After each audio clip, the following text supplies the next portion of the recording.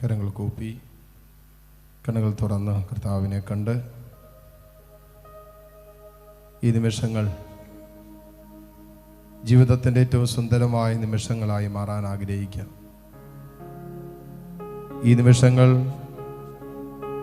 ദൈവസ്നേഹത്തിൻ്റെ അനുഭവങ്ങൾ നമ്മൾ സ്വന്തമാക്കുന്ന നിമിഷങ്ങളാക്കി ദൈവമേ നീ മാറ്റണമേ എന്ന് പ്രാർത്ഥിക്കാം.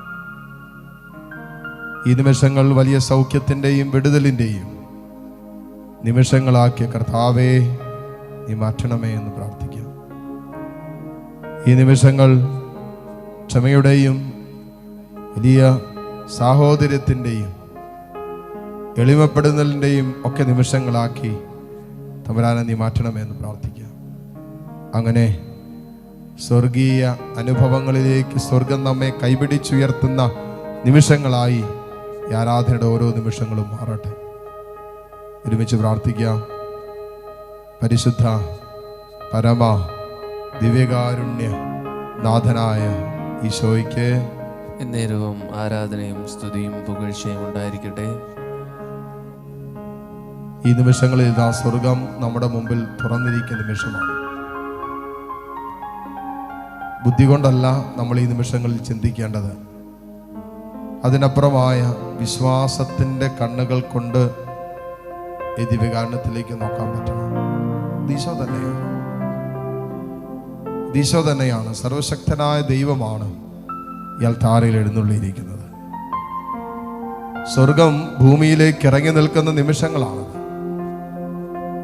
സ്വർഗത്തോളം നമ്മെ ഉയർത്താൻ കഴിവുള്ളവനാണ് ഇയാൾ താരയിൽ എഴുന്നള്ളിയിരിക്കുന്ന ഈശോ. സ്വർഗത്തോളം നമ്മൾ ഉയർത്തപ്പെടണമെങ്കിൽ, സ്വർഗത്തോളം ഉയർത്തപ്പെടാൻ തക്ക വിധത്തിൽ നമ്മൾ വിശുദ്ധീകരിക്കപ്പെടണ്ടേ. ഭൂമിയോളം സ്വർഗം താഴ്ന്നിറങ്ങിയപ്പോ സ്വർഗത്തിന് വസിക്കാൻ ഭൂമിയിൽ ഒരു സ്ത്രീയുടെ ഉദരത്തെ വിശുദ്ധീകരിച്ചില്ലേ?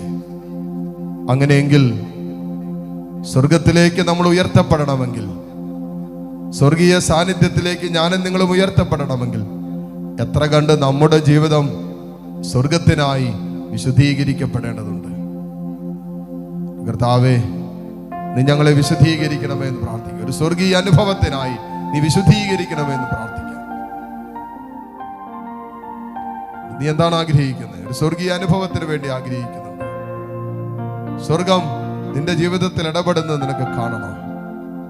സ്വർഗീയ സാന്നിധ്യം നിന്റെ മേൽ പകരപ്പെടുന്നത് നിനക്ക് അനുഭവിക്കണം. ഇതിലാദ്യം കർത്താവ് പറഞ്ഞ ഒറ്റ കാര്യമുള്ളൂ, നീ നിന്നെ തന്നെ വിശുദ്ധീകരിക്കുക.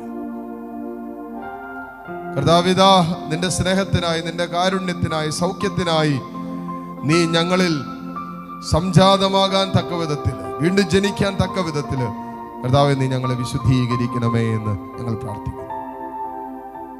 മുട്ടുകുത്താൻ സാധിക്കുന്ന എല്ലാ മക്കളെയും നിമിഷം മുട്ടുകുത്തുന്നു. ദിവ്യകാരുണ്യീശോയുടെ ആശീർവാദം നമ്മൾ സ്വീകരിക്കാൻ ഒരുങ്ങുന്ന നിമിഷങ്ങളാണ്. കർത്താവിൻ്റെ ആശീർവാദം നമുക്ക് ജീവിതത്തിൻ്റെ എല്ലാ മേഖലകളിലും മതിയായതാണെന്ന് വിശ്വസിക്കാം. അത് മതി. നിന്റെ രോഗം, ആ രോഗത്തിൻ്റെ മേൽ കർത്താവിൻ്റെ ആശീർവാദം മതി. നിന്റെ തകർച്ച, ആ തകർച്ചയുടെ മേൽ കർത്താവിൻ്റെ ഒരു ആശീർവാദം മതി.